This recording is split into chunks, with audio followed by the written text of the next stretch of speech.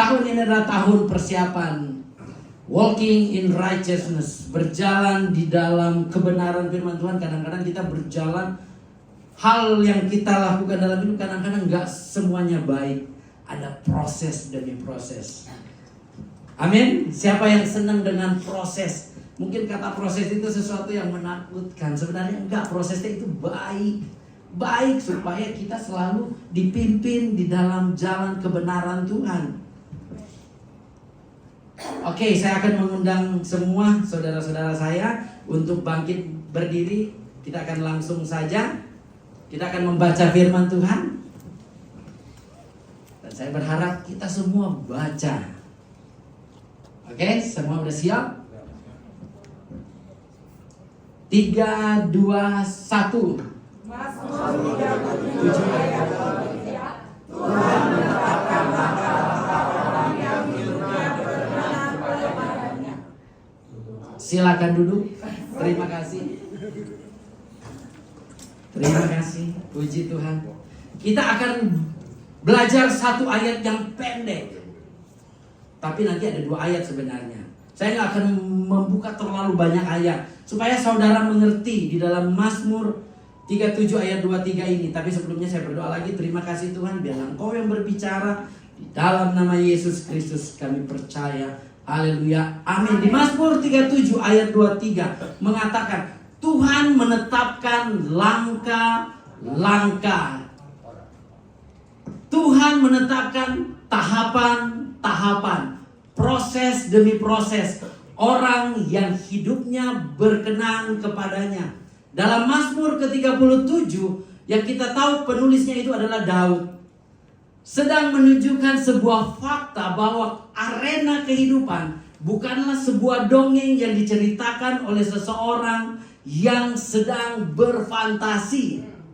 Karena kita tahu lewat apa yang kita lalui ternyata kehidupan seringkali menawarkan ketidakadilan dalam perjalanan yang kita lalui. Orang yang baik mengalami banyak kemalangan, namun orang yang tidak baik terlihat mengalami kemenangan. Saudara bisa sepakat dengan saya akan hal tersebut. Mereka hidupnya benar mengalami penderitaan, namun mereka yang hidupnya fasik terlihat begitu sukses dalam hidupnya. Saya tidak tahu dengan saudara, tapi saya berat dalam kehidupan ini. Bukanlah hal sulit yang harus saya hadapi, namun melihat orang-orang fasik mengalami kemenangan dan orang-orang benar mengalami penderitaan, itulah yang sering kali membuat saya menderita. Apakah saudara sepakat dengan saya pagi hari ini?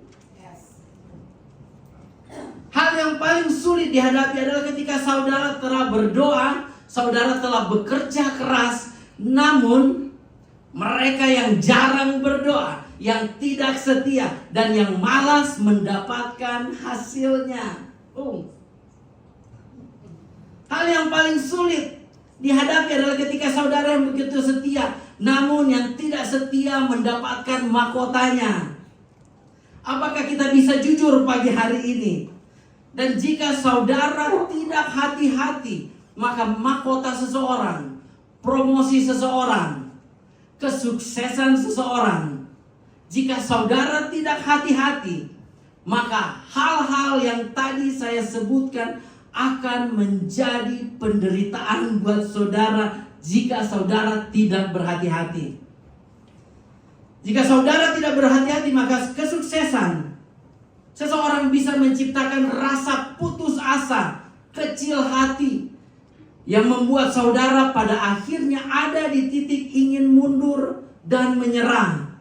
Kecil hati, dia itu sangat pinter, licik. Dia bisa duduk di sebelah saudara ketika saudara sedang menonton film rohani maksud saya. Dia bisa duduk di sebelah saudara saat saudara sedang minum kopi. Dia bisa menumpang dalam kendaraan saudara ketika saudara pergi bekerja. Dia juga bisa masuk ke dalam kamar mandi saudara saat saudara siap-siap untuk mandi, sehingga saudara pada akhirnya mulai mengatakan, kenapa Tuhan hidup ini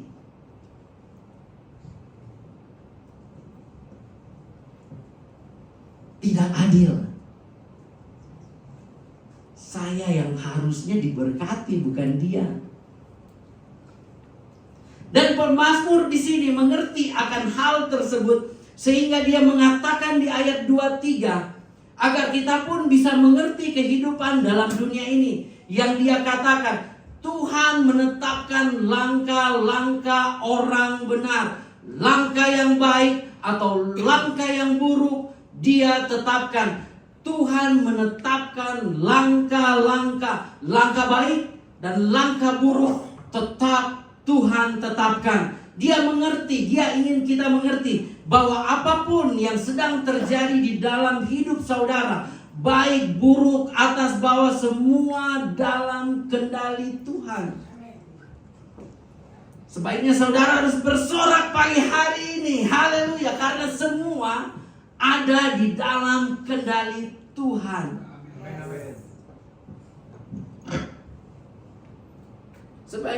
Karena dari ayat yang kita baca, pertama kita bisa mengetahui di mana langkah kita, apapun yang kita hadapi, apapun jurang yang kita lewati, ternyata Alkitab mencatat Tuhan menetapkan, dan itu berarti semua ada dalam kendali Tuhan.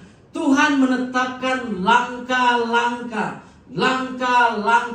langkah demi langkah.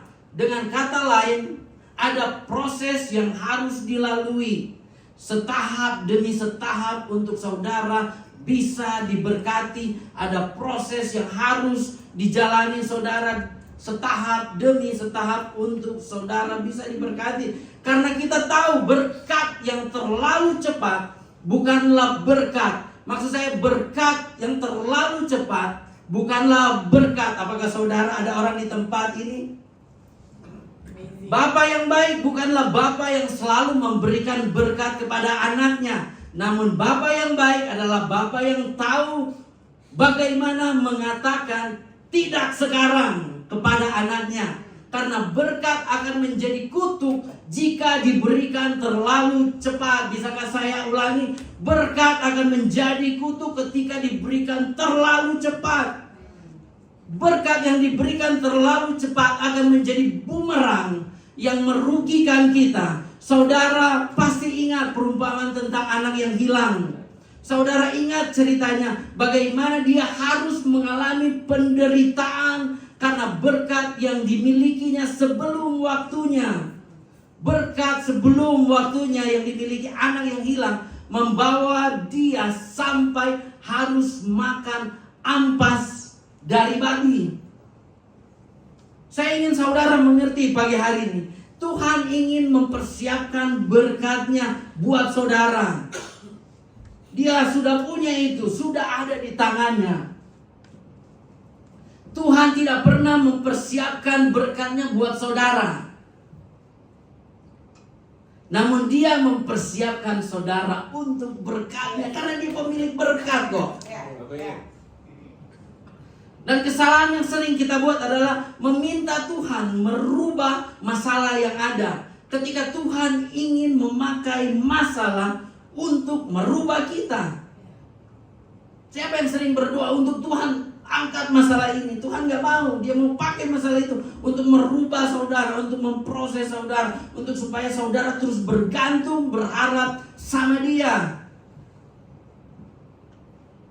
Jadi pagi hari ini berdasarkan kebijaksanaan Tuhan tersebut, jika saudara tidak menemukan istri saudara telah berubah, artinya suami yang harus berubah.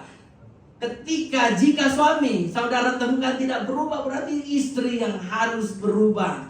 Saya suka hal tersebut, karena saya banyak berubah juga dari istri saya. Saya bersyukur atas hidup dia.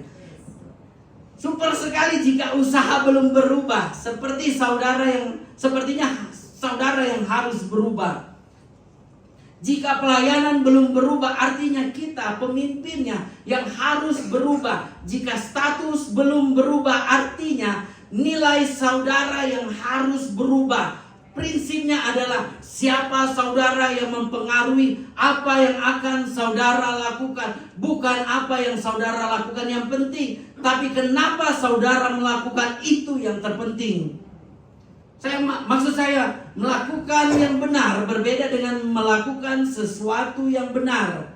Saudara bisa melakukan apapun yang benar dengan cara baik, dengan teknik yang sempurna. Namun jika motifnya salah, akan tetap menjadi salah. Silakan tanya orang Farisi yang ditegur Tuhan jika saudara tidak percaya. Yang Tuhan katakan, kamu tahu membersihkan bagian luar sempurna, baik, tapi di dalamnya seperti kuburan yang busuk. Itu teguran Tuhan pada orang Farisi. Dan Yesus mengerti hal ini adalah langkah demi langkah, proses demi proses untuk saudara dan saya diberkati. Sehingga kita melihat orang Israel ingin menjadikan dia raja. Dia katakan, tidak sekarang. Saya harus disalibkan dulu. Sebelum saya dimahkotai, saya harus diproses dahulu. Yesus melalui proses. Kenapa saudara harus lari dari proses? Selangkah demi selangkah agar saya siap menjadi raja, kata Yesus. Jadi jangan kecil hati pagi hari jika ternyata kehidupan yang saudara alami masih loading, buffering. Siapa yang punya handphone di tempat ini? Masih berada di tempat yang sama dan belum berjalan dengan baik. Jangan kecil hati, karena pertama, Tuhan sedang mengatur langkah demi langkah saudara. Artinya berkat Tuhan tidak hilang. Berkat saudara dijamin. Janjinya tidak berubah. Hanya saja dia ingin memastikan saudara untuk siap menerimanya. Poin pertama, Tuhan menetapkan langkah demi langkah. Tuhan tidak membicarakan anggur yang baru. Dan yang dia bicarakan adalah kantong lama. Anggur barunya sudah ada, sudah dipersiapkan sebelum bahkan saudara dilahirkan. Yang belum dipersiapkan adalah kantong barunya.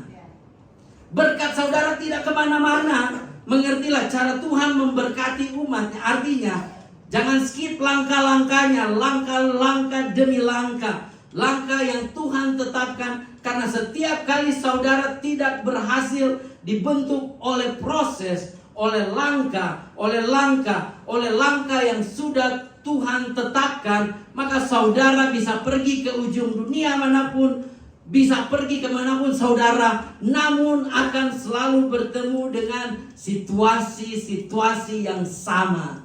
Jangan lari dari proses. Saya percaya pagi hari ini Tuhan sedang berbicara kepada beberapa orang di tempat ini.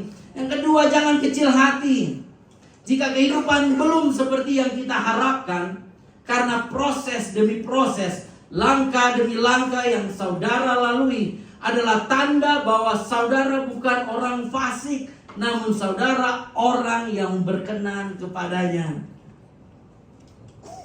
Tuhan menetapkan langkah-langkah orang yang berkenan kepadanya, yang dia proses, yang dia tetapkan. Jadi pagi hari ini jika saudara melihat saudara ada dalam langkah seperti tidak saudara harapkan, sebaliknya saudara harus bersyukur karena di mata Tuhan saudara adalah orang-orang yang berkenan kepadanya. Karena firman-Nya mengatakan dia hanya menetapkan langkah-langkah orang yang hidupnya berkenan kepadanya.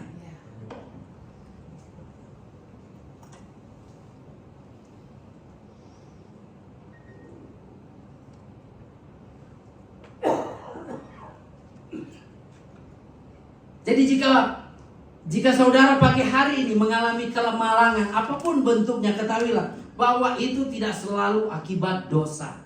Ingat, kadang-kadang kita mengalami kemalangan atau tidak mujuran, itu tidak selalu karena akibat dosa. Namun semata-mata karena saudara adalah kesayangannya, biji matanya, berharga baginya, sehingga dia ingin memastikan saudara bisa menikmati berkatnya dengan mempersiapkan terlebih dahulu kapasitas atau wadahnya dengan proses demi proses, langkah demi langkah yang sedang kita lalui. Jadi tetaplah melangkah jemaat Tuhan, tetaplah berproses dan jangan menyerah. Karena menyerah adalah solusi permanen untuk masalah sementara. Masalahnya hanya sementara, langkah demi langkah. Dan itu akan berujung kepada berkat yang sudah Dia sediakan di langkah yang sudah Dia tetapkan. Amin. Jadi pertama, kehidupan yang diberkati akan terjadi jika saudara melalui langkah demi langkah agar proses demi proses yang saudara hadapi membentuk sebuah karakter atau kapasitas yang besar, kuat, agar kita bisa menghandle berkat yang besar yang sudah Dia sediakan buat kita. Jadi apa yang sedang terjadi dalam proses kita lalui dalam kehidupan ini ternyata hanyalah proses pembentukan karakter dan kapasitas untuk apa yang Tuhan sudah sediakan buat kita. Makanya tadi saya katakan, Dia tidak siapin berkat buat kita, tapi Dia persiapkan kita untuk berkatnya di depan kita. Makanya Dia proses kita langkah demi langkah. Langkah demi langkah. Dia ingin kita dibentuk terlebih dahulu agar kita siap menerimanya. Apa saudara siap menerima berkat Tuhan? Saudara harus mau dibentuk, harus mau diproses. Saudara mau berjalan di dalam kebenaran. Berjalan dalam kebenaran itu adalah sebuah proses seumur hidup. Saudara tahu dalam dunia teknologi, jika kita berbicara komputer saudara tidak akan mampu berjalan dengan baik jika RAM atau memori yang dimiliki tidak bisa menampung aplikasi atau program terbaru yang disediakan oleh layanan penyedia.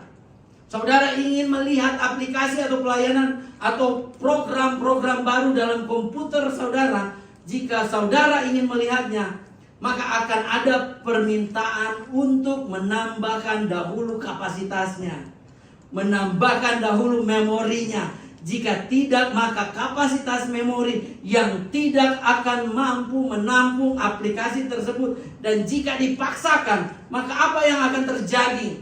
Komputer saudara akan loading, buffering, berjalan sangat lambat. Dan itu kita lihat sehari-hari, yang saya tahu persis rasanya. Kalau kita main gadget, jika kita buka laptop, buka komputer dan loading terus menerus, saya tahu persis rasanya. Dan itu yang akan kita lalui dalam kehidupan sehari-hari. Jika memori saudara, karakter saudara, kapasitas saudara tidak mau dikembangkan, menolak proses dari langkah demi langkah yang Tuhan sudah tetapkan, maka berkat saudara yang sudah disediakan akan delay di suatu tempat. Jika saja bangsa Israel generasi pertama mau dibentuk Tuhan, langkah demi langkah keluarnya mereka dari Mesir, lalu masuk ke padang gurun, lalu masuk ke arena yang lain. Jika saja mereka mau dibentuk, diproses oleh Tuhan dalam langkah tersebut, jika saja bangsa Israel mau dibentuknya di dalam setiap langkah yang diaturnya, mereka tidak perlu menghabiskan waktu 40 tahun di padang gurun dan mati karena tidak siap untuk melihat, menikmati tanah perjanjian. Izinkan saya beritahu saudara, saya beritahu kebenaran buat saudara. Membebaskan orang dari Mesir itu lebih mudah daripada mempersiapkan mereka masuk ke tanah perjanjian. Membebaskan orang Mesir itu lebih mudah. Maksud saya, lebih mudah memasukin orang ke dalam gereja daripada menuntun mereka keluar dari Mesir, keluar dari mentalitas yang lama. Jika buah roh tidak berhasil diciptakan dalam sebuah proses, dalam sebuah langkah demi langkah yang Tuhan tentukan, maka loading, maka buffering akan terjadi dalam hidup saudara setiap waktu. Saudara mungkin melakukan apa yang harus saudara lakukan. Entah itu saudara upgrade, entah itu saudara update, entah itu saudara tambahkan memori, kapasitas, atau apapun sudah saudara lakukan untuk saya hidup, saya tidak buffering. Namun ternyata setelah semua dilakukan, ternyata hidup saudara pada saat hendak maju masih mengalami keterlambatan. Saudara sudah mulai merubah beberapa hal dalam hidup saudara, namun ternyata aspek kehidupan saudara masih saja berjalan lambat. Pernahkah saudara mengalami hal tersebut? Saya akan tutup dengan ini. Poin ketiga, poin kedua. Wahyu 2 ayat 1 sampai 5. Saya mengundang saudara-saudara untuk bangkit berdiri lagi. Kita akan membaca firman Tuhan. Ayat terakhir 3, 2, 1. Satu lagi.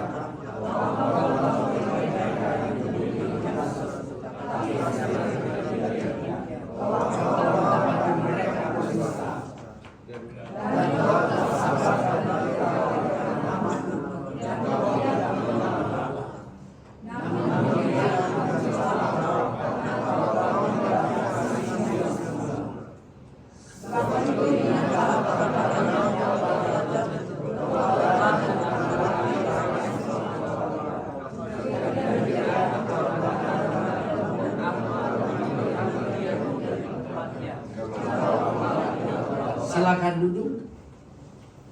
Tuhan berjalan.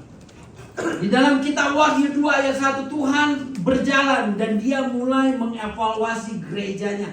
Dan Tuhan menemukan gerejanya sudah memperbesar kapasitasnya, sudah melakukan apa yang perlu dilakukan agar bisa menjadi pribadi yang dewasa dan sudah berkembang. Tekun sudah, setia ia, berkorban tidak kenal lelah, sabar sudah.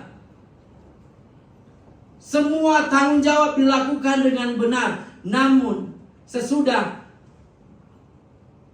mereka tidak melakukan yang benar, maka gerejanya mulai tidak lagi terhubung dengan penyedia, dengan providernya.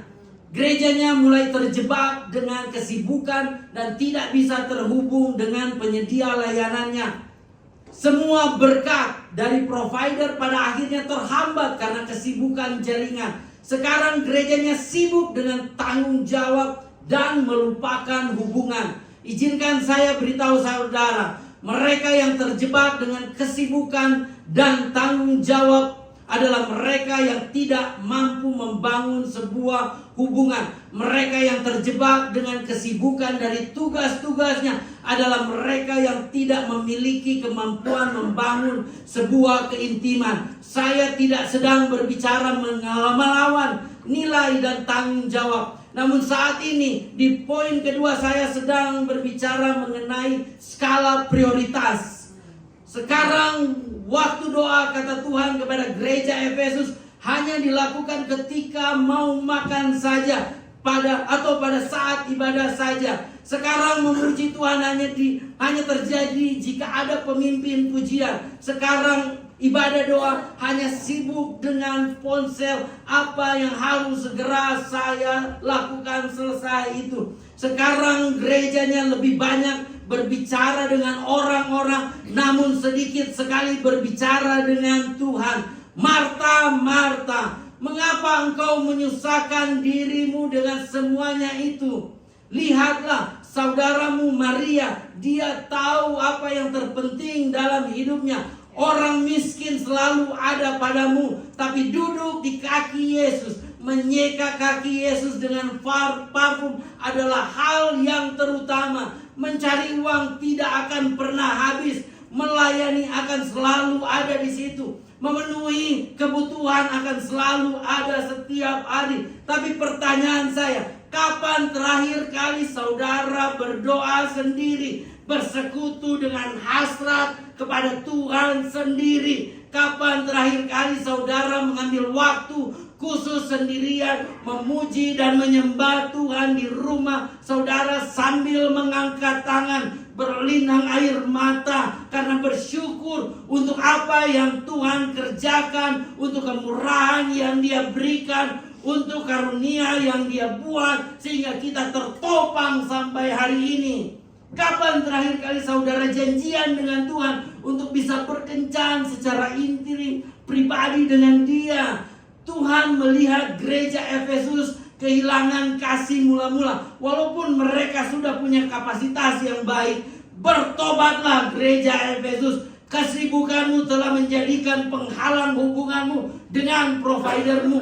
Tuhan melihat penempatan prioritas yang salah sebagai dosa. Bertobatlah gereja Efesus. Tuhan melihat penempatan prioritas yang salah sebagai dosa. Kamu sibuk membangun pekerjaan Tuhan, namun kamu lupa rajanya. Jika ini terus terjadi, maka Alkitab mengatakan Dia akan mengambil kaki Dian yang akan loading dan akan buffering. Kaki Dian yang menjadi tempat api, tempat terang bersinar akan Tuhan ambil, sehingga umatnya tidak bisa melihat lintasan dengan benar karena ada gelap. Terang diambil sehingga umatnya tidak bisa berjalan dengan baik dalam lintasan kehidupan karena kaki Dia, terang pelita diambil dari hidupnya. Umatnya tidak punya tempat untuk berkat bisa dicurahkan. Untuk itu waktunya gereja Tuhan. Tuhan kembali kepada, Tuhan meminta kita gereja Tuhan untuk kembali kepada kasih mula-mula kita. Waktunya untuk gereja kembali lagi jatuh cinta kepada Tuhan. Mencintai apa yang Tuhan cintai dan membenci apa yang Tuhan benci. Waktunya untuk gereja Tuhan tidak sabar lagi ketika ada ibadah doa. Waktunya untuk gereja Tuhan tidak sabar lagi. Waktunya ada ibadah kita tetap semangat. Bahkan tidak sabar untuk beritahu dunia akan ada Yesus di tempat ibadah di mana saudara beribadah pagi hari ini.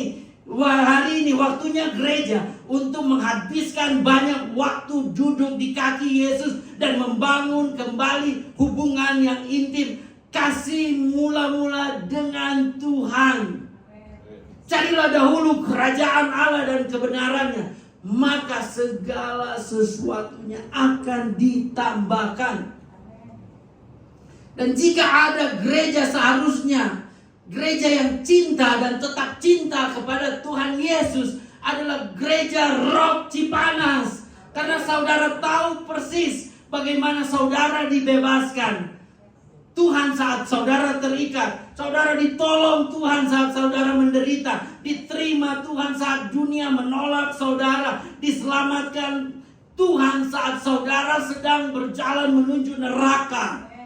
Seharusnya saudara, kita Rock Cipanas menjadi gereja yang terus jatuh cinta pada Tuhan. Maksud saya, saudara punya kesaksian yang brutal di masa lalu, namun Tuhan menolong saudara. Maksud saya, apakah itu tidak cukup membuat saudara tetap jatuh cinta kepada Tuhan? Apakah itu tidak cukup untuk membuat saudara ingin menghabiskan waktu bersama-sama dengan Dia? Untuk pagi hari ini saudara bisa cek kembali diri saudara di dalam hubungan dengan Tuhan. Apakah saudara terkoneksi? Atau jaringan saudara terlalu sibuk? Apakah terhubung dengan jaringan? Atau jaringan saudara terlalu crowded? Karena jika saudara tidak terkoneksi dengan sang provider, saudara akan melihat berkat yang sudah Dia sediakan, sudah Dia tentukan akan loading, buffering, delay di dalam kehidupan saudara. Jangan salahkan Tuhan untuk tidak memberkati saudara. Saudara harus terhubung dengan Dia. Namun jika saudara terkoneksi dengan Tuhan, dengan ketika saudara terkoneksi, maka buffering hilang, loading hilang, delay hilang, berkat akan mulai turun dalam kehidupan saudara. Jadi pagi hari ini, jangan sekali-kali mengizinkan kesibukan saudara menghalangi hubungan saudara dengan Tuhan. Saudara tidak butuh revival service. Yang saudara butuhkan adalah rest, istirahat dari semua kesibukan saudara dan tinggal di dalam hadirat Tuhan. Istirahat, diam di dalam hadirat Tuhan, maka di situ saudara akan menemukan revival di dalam kehidupan saudara. Jadi pagi hari ini kita melihat apa yang pemazmur katakan dalam kehidupan ini. Yang pertama, semua ada dalam kendali Tuhan, dan Dia ingin memprosesnya agar kita siap menerima berkatnya. Baik memproses kita agar kita dewasa dan memperbesar kapasitas kita, agar kita bisa menghandle berkat yang sudah Dia sediakan, dan juga memastikan bahwa keberadaan kita yang kita lakukan, kedewasaan kita sesuai dengan motif yang kita miliki, di mana kita hanya ingin menyenangkan Tuhan, memuliakan Tuhan, dan mengasihi Tuhan saja. Ketika itu terjadi seperti yang pemazmur katakan, Tuhan menetapkan langkah-langkah orang yang hidupnya berkenan kepadanya. Apabila ia jatuh, tidaklah sampai tergeletak, sebab Tuhan menopang tangannya. Saudara bisa tundukkan kepala, saya mengundang positif untuk maju. Saya berdoa pagi hari ini saudara belajar sesuatu ketika saudara melangkah berjalan bersama dengan Tuhan Yesus. Akan selalu ada proses, akan selalu ada tantangan. Tapi ingat, kita ada di tangan yang tepat. Tuhan sedang menuntun kita, membimbing kita, supaya kita bisa diberkati. Saudara harus mempersiapkan diri saudara untuk terus berjalan di dalam Tuhan. Saya terlalu percaya berkat Tuhan sudah tidak sabar untuk Tuhan berikan pada hidup saudara. Namun Dia menunggu saudara untuk melalui proses dari langkah 1, langkah 2, langkah 3, dan selanjutnya. Jadi apa yang coba saya katakan di akhir, mari kita fokus untuk membuat diri kita berkembang di hadapan Tuhan. Dan untuk masalah hasil, itu adalah bagian Tuhan, dan itu sudah disediakan.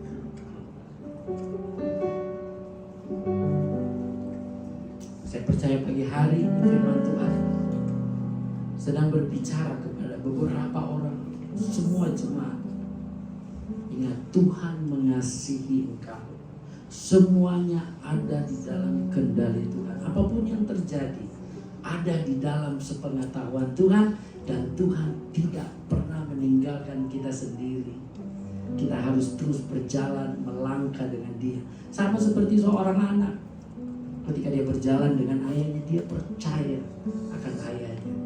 Dia akan comfort, dia akan nyaman. Meskipun kadang-kadang ayahnya membawa dia ke tempat-tempat yang kadang-kadang membuat dia capek, membuat dia ingin menyerah. Tapi kita harus tahu, ayahnya selalu ada di situ. Tidak pernah meninggalkan anaknya. Sama dengan Tuhan Yesus, Tuhan kita, Bapa kita di sana. Dia tidak pernah meninggalkan kita. Kalau Dia yang bawa kita ke lembah kekelaman, kata pemazmur, ingat, kalau Dia yang membawa kita, Dia juga ada di situ. Tidak meninggalkan kita.